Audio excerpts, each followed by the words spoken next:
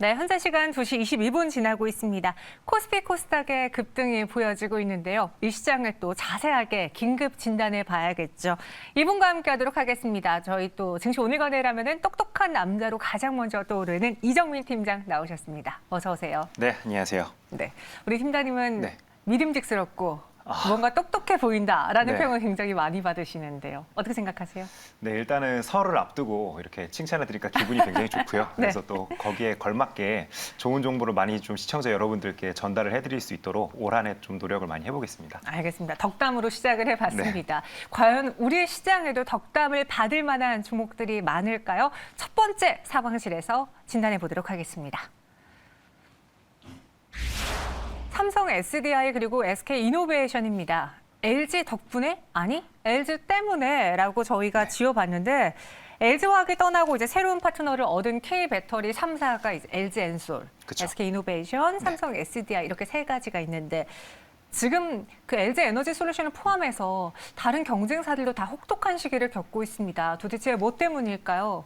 네, LG 에너지 솔루션이 이제 그 상장을 하면서 지금 현재 시장 자체에 이제 수급도 굉장히 지금 혼란스러운 상황이 많이 펼쳐지고 있죠. 맞아요. 특히나 어제 상장을 하면서 또 급락이 같이 나오다 보니까 아마 시장 참여자분들께 또 미운털이 좀 많이 박힌 것도 분명 영향을 좀 받을 것 같습니다. 그리고 오늘 같은 경우에는 LG 에너지 솔루션이 이제 지수에 편입이 이제 되는 그 첫날입니다. 그러다 보니까 현재 한 108조 원대 그 시가총액을 현재 유지 중이고요. 그다음 2차 전지와 관련된 섹터 종목들이 전반적으로 다 영향을 좀 받고 있는 모습을 현재 보여주고 있습니다. 거기다가 전일 또 미국 시장에서는 워낙 또 안 좋은 소식이 하나 들려왔습니다. 그 테슬라가 11% 정도 하락하는 좀 모습이 나왔는데요. 이유를 살펴봤더니 이제 그 반도체 쇼티지에 테슬라도 영향을 좀 받을 수밖에 없다. 그러다 보니까 이제 신차량, 특히나 그 사이버 트럭 같은 경우에도 내년으로 그 출시를 좀 미루겠다 이런 이야기가 나오면서 테슬라를 비롯한 2차 전지 관련 섹터들 종목들이 좀 많이 하락을 했습니다. 거기에 발맞춰서 우리나라 증시도 오늘 2차 전지와 관련된 섹터가 굉장히 이제 시장은 이렇게 반등이 나오고 있지만 추가적인 하락을 좀 보여주는 게 가장 큰 이유가 아닐까 생각이 되고요. 그다음에 LG 에너지 솔루션과 관련되어서 이제 수급도 계속 우리가 좀 살펴봐야 될 것 같습니다. 특히나 그 명절이 지난 다음에 그 LG 에너지 솔루션의 그 ETF 2차 전지와 관련된 ETF 편입이 또 예정이 되어 있고 오늘 새벽에는 이제 또 MSCI 지수와 관련되어서는 조기 편입이 확정이 되었습니다. 그렇기 때문에 2월 중순까지도 지속적으로 수급과 관련된 이슈는 이제 계속 뉴스가 좀 나올 수밖에 없다. 이렇게 좀 이해를 해주시면 될 것 같고요. 그다음에 어제 제가 좀 안타깝게 바라봤던 것 중에 하나가 바로 우리 그 시청자 여러분들께서도 많이 좀 참여를 하셨을 것 같은데요. 이제 공모주 청약을 하게 되면 한 주 또는 두 주를 받아서 이렇게 매도를 어제 좀 많이 하신 걸로 알고 있습니다.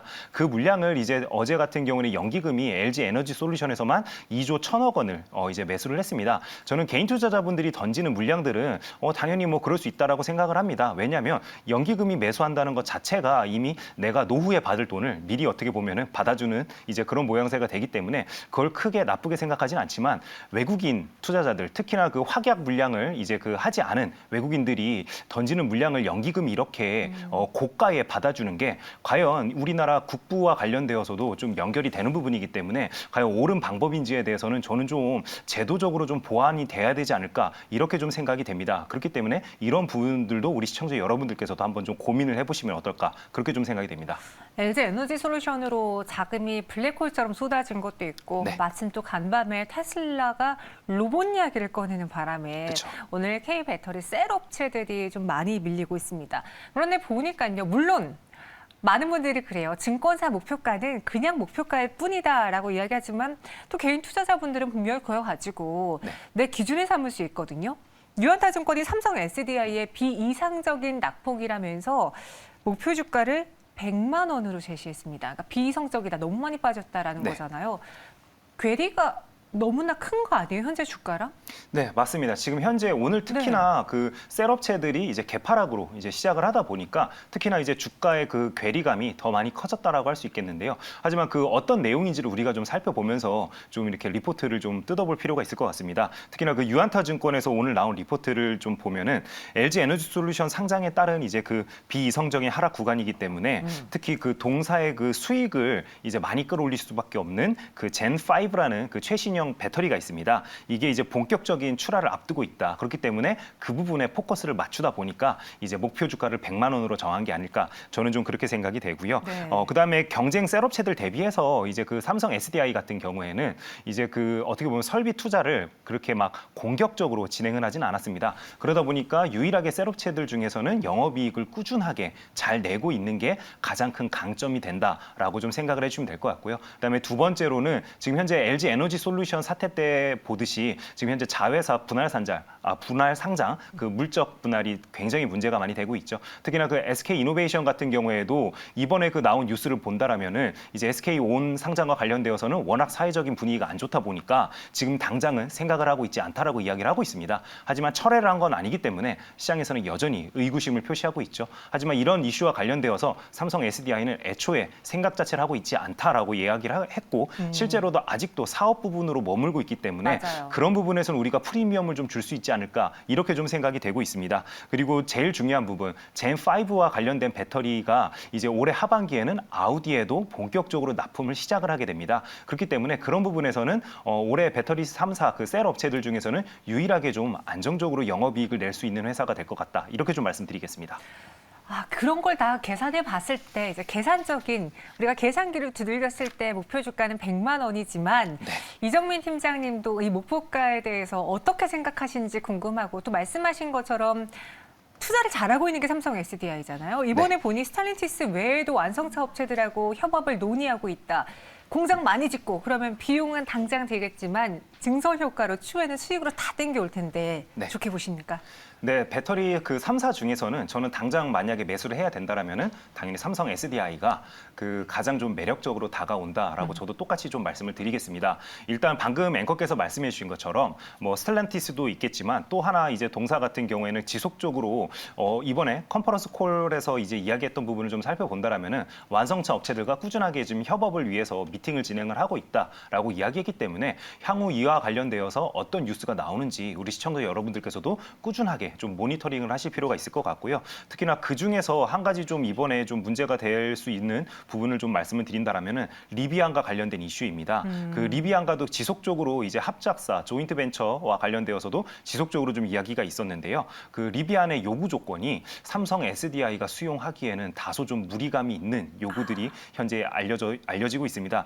대표적으로는 지금 현재 리비안이 생산을 원활하게 하지 못하고 있죠. 그러다 보니까 이제 납품하는 삼성 입장에서는 꾸준하게 일정한 물량을 납품하는 게 중요한 건데 그렇죠. 거기와 관련되어서 리비안에서 확약을 해줄 수 없다라고 이야기를 했다라고 합니다. 그다음에 두 번째로는 이제 그 리비안도 자체 배터리 공장을 만들기 위해서 얼마 전에도 그 관계자들이 한국에 이제 그 업체들을 미팅했다라고 해서 굉장히 화제가 많이 됐었죠. 근데 이번에 삼성에게 그 미국의 이제 생산 공정을 본인들이 이제 시찰을 언제든지 할 수 있게끔 조건을 달았다고 합니다. 그러다 보니까 삼성 입장에서는 본인들의 기술 노하우가 뺏길 수 있는 부분이기 때문에 네, 그런 그렇죠. 부분을 수용하기는 조금은 무리감이 있기 때문에 그런 것과 관련되어서는 지금 현재 협상이 지연되고 있다라는 뉴스가 있기 때문에 우리 시청자 여러분들께서도 이런 이슈에 대해서는 좀 알고 계시는 게 좋을 것 같습니다.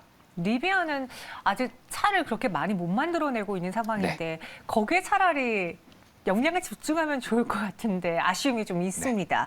그리고 SK 이노베이션도 살펴봐야겠죠. 한 해 영업이익은 흑자 전환했는데 4분기만 봤을 때에는 또 실망스러운 실적이에요. 그 말은 즉슨 한 해는 다 괜찮았는데 4분기만 아쉬웠다? 그럼 올해 1분기, 2분기도 쭉 아쉬운 건가요? 어떻게 해석을 해야 되죠? 네, SK 이노베이션 같은 경우에는 일단은 그 사업부별로 워낙 이번에 그 좀 차이가 좀 많이 났다라고 좀 생각을 해주면 될 것 같은데요. 일단은 2021년 그 매출 같은 경우에는 46조 8,429억 원을 현재 기록을 했고요. 네, 영업이익은 1조 7,656억 원을 기록을 했습니다. 그러면서 이제 흑자 전환에는 성공하는 모습을 좀 보여줬는데요.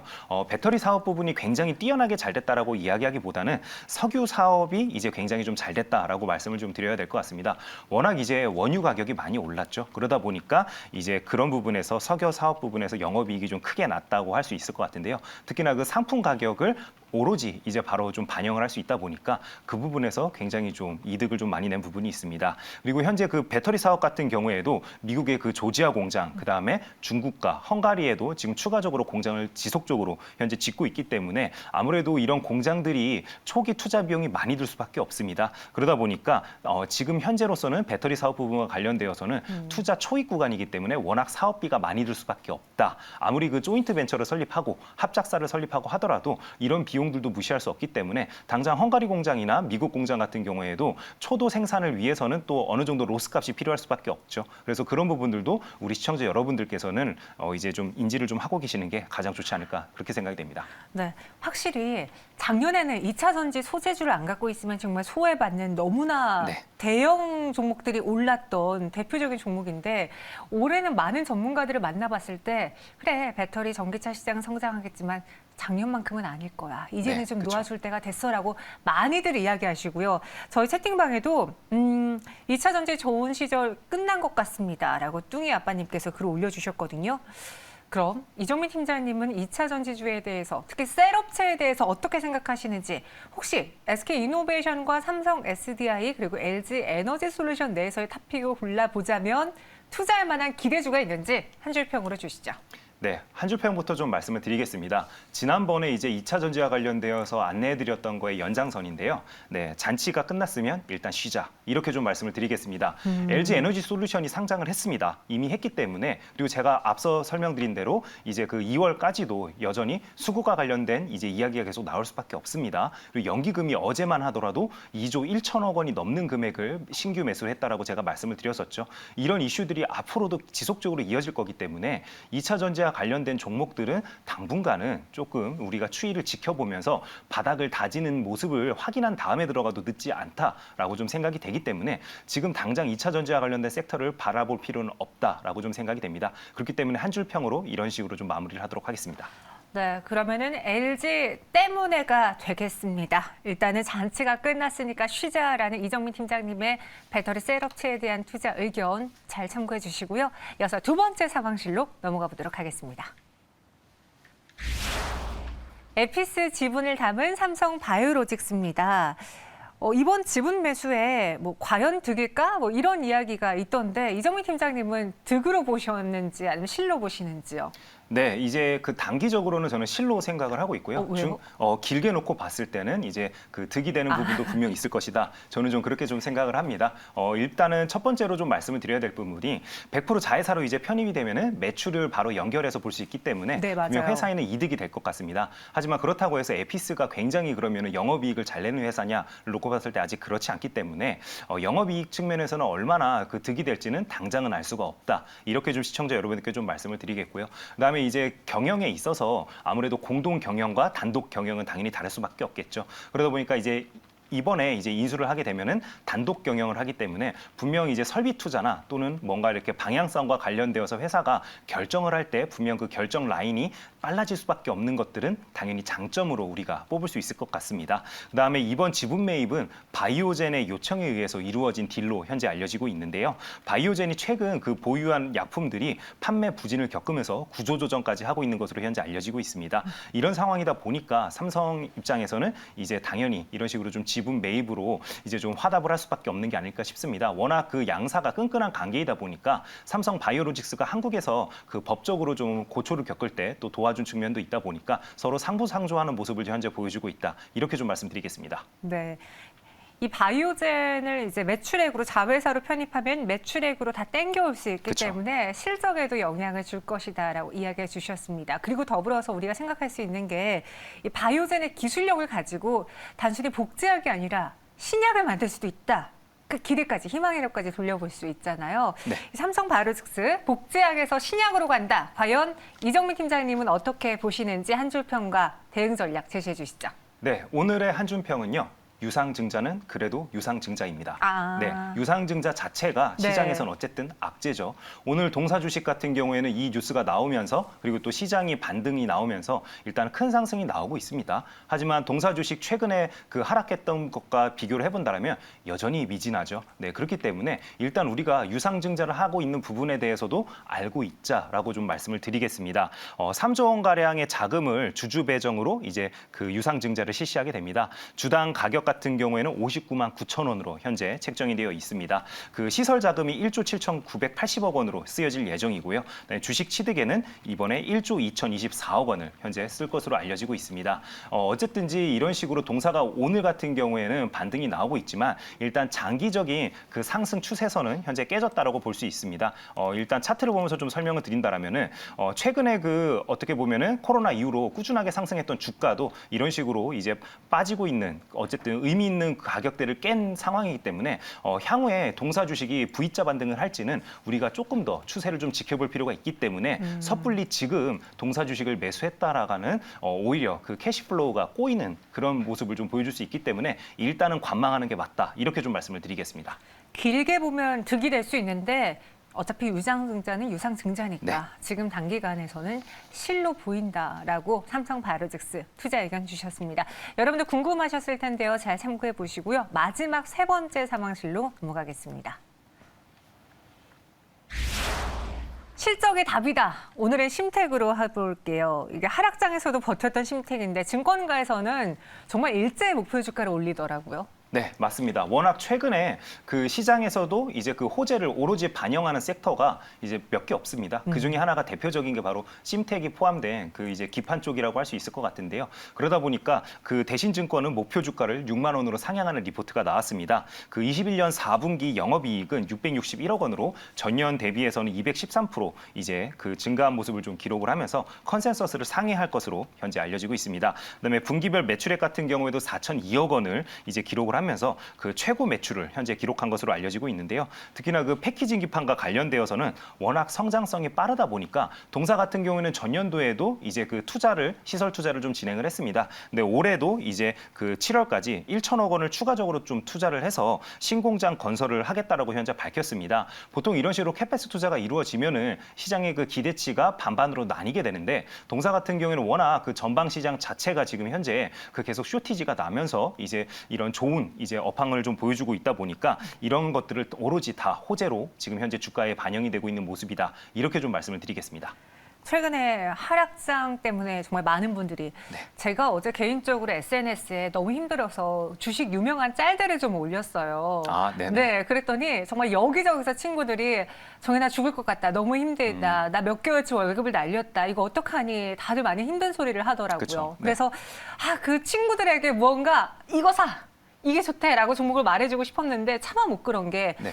이 하락장에 또 아무거나 주워 담으면 탈날 수 있잖아요. 네, 맞습니다. 네. 이런 장세일수록 우리가 그 타이밍이 중요하다. 결국에 주식은 내가 남들보다 조금 더 싸게 사는 게 가장 중요한 포인트가 되죠. 제가 그래서 항상 아무래도 이슈 있는 종목들을 많이 다루는 코너다 보니까 시청자 여러분들께서도 그 다음에 좀 매수를 쉴 때 매수하자라는 말씀 좀 많이 드리죠. 그렇듯 심택 같은 경우에도 어쨌든지 이렇게 시장에서 뜨겁게 조명을 받다가도 이제 그 주가 지수 자체가 반등이 나올 때 오히려 그동안 버텼던 종목들은 차익 실현 매물이 나오기 마련입니다. 그렇기 때문에 우리 시청자 여러분들께서 늦었다고 생각해서 오늘 시장가로 매수하시기보다는 오히려 주가가 반등이 나올 때 쉬어가는 타임에 이런 종목들을 좀 매수하시는 게 오히려 스킬적인 측면에서 그리고 내 예수금을 적극적으로 이제 지키는 측면에서도 유리하다라고 좀 말씀을 드리겠고요. 그리고 제가 지난주에 심택과 더불어서 시청자 여러분들께 좀 추천을 드렸던 종목 중에 하나죠.